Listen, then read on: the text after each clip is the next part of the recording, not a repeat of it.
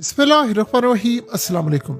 आप इमेजिन कीजिए ये मनाजिर जो आपकी स्क्रीन पर चल रहे हैं, ये बगावत है यूएस नेवी के अंदर से।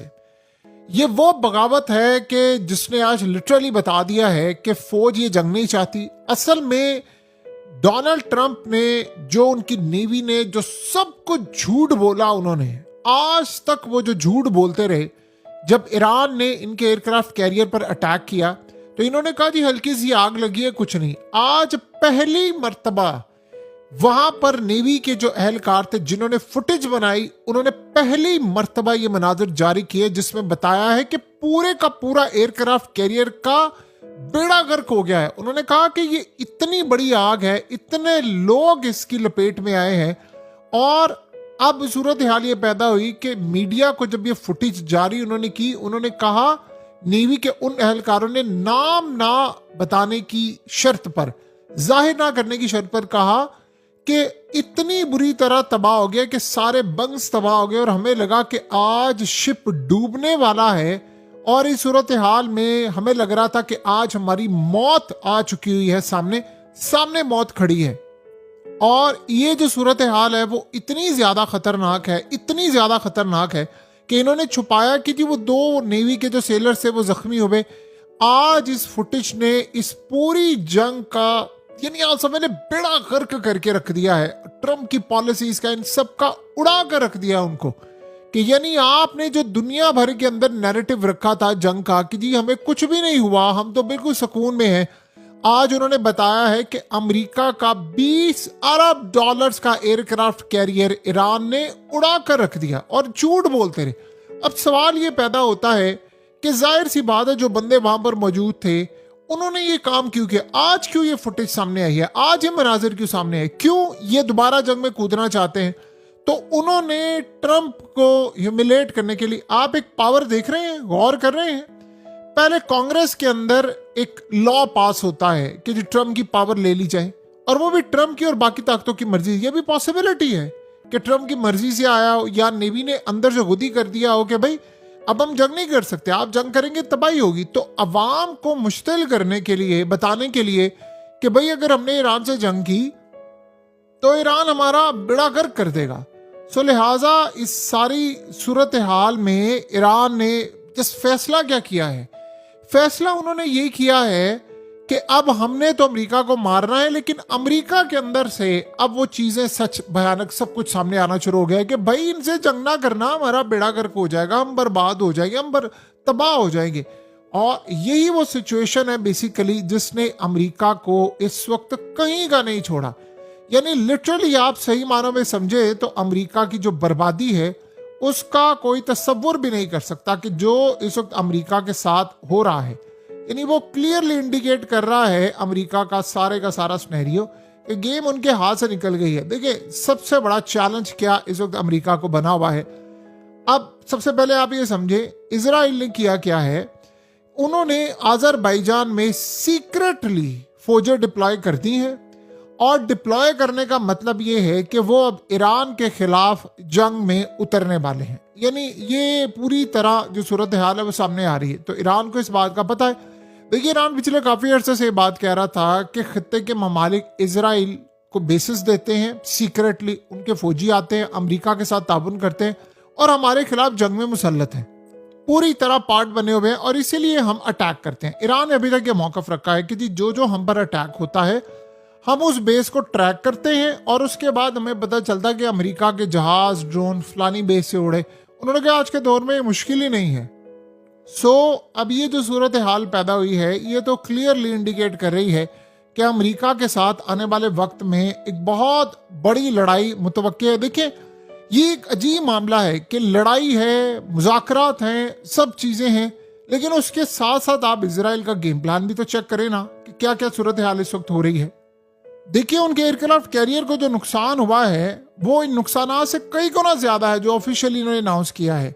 आप अंदाजा करें इसकी अंदरूनी तबाही के फुटेजेस ऐसे वक्त में CNN समेत international media, New York Times, Washington Post, हर जगह जीनत बनी हुई है कि जब अमेरिका ओमान पर हमले का बयान दे चुका है। अमेरिका ने रिसेंटली क्या बात की है आपको पता है, आप लोग जानते हैं। अमेरिका ने बात की है कि हमने ओमान को नहीं छोड़ना, और उस वक्त आप देखिए ड्रोन के जरिए ओमान के साहिलों पर कार्रवाई भी की गई है जिसमें ओमानी तनसीबात को नुकसान पहुंचा है। उनका ऑयल टर्मिनल इस वक्त बंद हो गया। मतलब ट्रंप के जेरे असर हल्के जंग, यानी आप वो दोबारा शुरू कर रहा है, फैला रहा है, लेकिन अंदर से अब बगावत उठ रही है कि नहीं, हमने जंग नहीं करनी।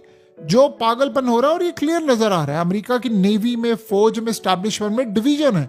आपको पता है अमेरिका का हाल भी ये हो चुका है, कई जगह पर ये अटैक कर रहे हैं, ऊपर वाली कमांड को नहीं पता कई जगह पर कौन कंट्रोल कर रहा है। ये बड़ी एक अजीबोगरीब सूरत हाल है कि बहुत सारे ऑपरेशन एजेंसियां कर रही हैं, लेकिन निचली सतह पर ऑपरेशन का किसी को भी नहीं पता।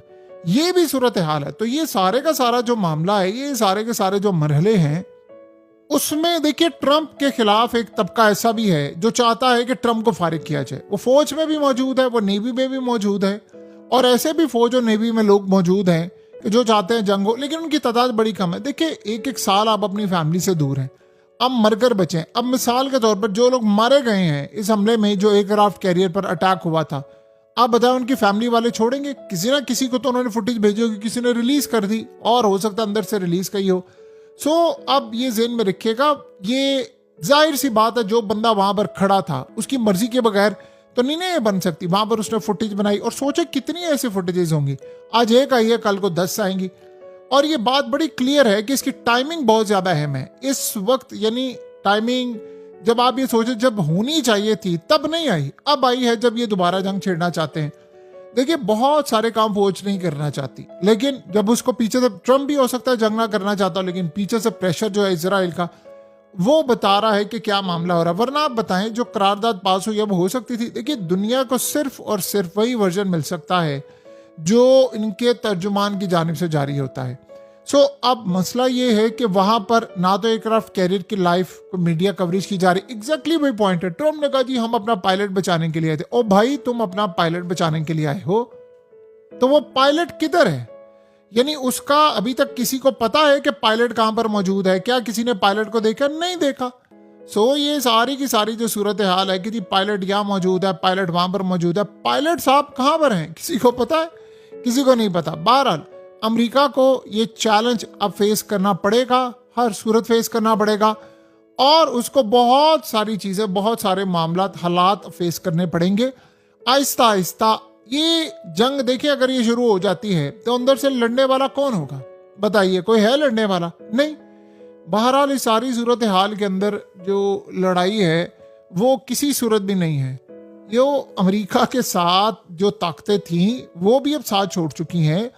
अब आज अगर आप ओमान के ऊपर आपने अटैक किया है तो इस बात की क्या गारंटी है कि कल को ईरान ओमान के साथ एक डील फाइनलाइज ना कर ले कि भाई मैं तुम्हारी हिफाजत के लिए यहां पर आता हूं।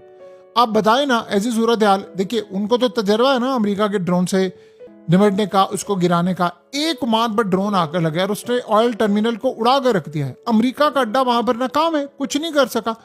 इल्जाम तो ईरान, जाहिर सी बात है एज यूजुअल, उन्होंने बताया कि भाई हमने तो नहीं कुछ काम किया क्योंकि ओमान हमारा दोस्त है, ये तो अमेरिका और इजराइल का काम है। तो जब अमेरिका इसराइल का काम है कि वो खुद ही अटैक कर देते तो वो कहेंगे ठीक है हम ओमान में आते हैं और आपके साथ जाकर मिलकर काम करते हैं। सो एक बात ज़हन में रखिएगा, गल्फ कंट्रीज को ये बात अब ईरान ये बता रहा है, बार बार कहता है कि देखें आपको अमेरिका नहीं बचा सकता। और ये अब नहीं, कई दफा हुआ है कि ओमान पर 2 दफा हमला हुआ, दोनों दफा ईरान ने कहा अमेरिका और इसराइल का हाथ है। फिर उसके बाद दीगर जगहों पर उन्होंने कहा कि अमेरिका के अड्डे बचा नहीं सकते। कतर को उन्होंने ऑलरेडी कह दिया कि अमेरिका आपको नहीं बचा सकता। तो ये असल सूरत हाल है जो होती है और जो होकर निकल जाती है।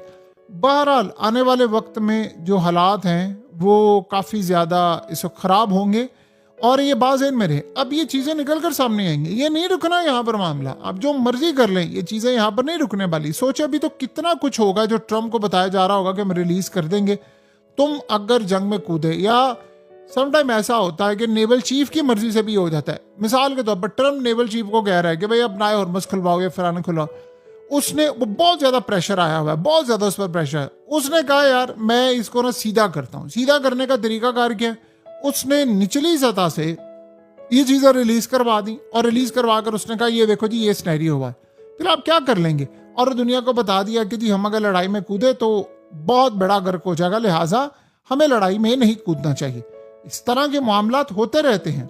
बहरहाल अब देखते हैं कि आने वाले वक्त में अब होता क्या है और क्या सूरत हाल पैदा होती है। अमेरिका के साथ जो भी मामला इस वक्त होगा, जो भी सूरत हाल इस वक्त होगी, उसमें एक बात अटल है, रियलिटी है कि अमेरिका को काफ़ी सारी चीज़ें अब जो फेस करनी पड़ेंगी वो बड़ी तबाहकुन होंगी। अब देखते हैं कि सारी सूरत हाल में कहाँ तक सफरिंग इनकी जाती है और क्या मामला होता है।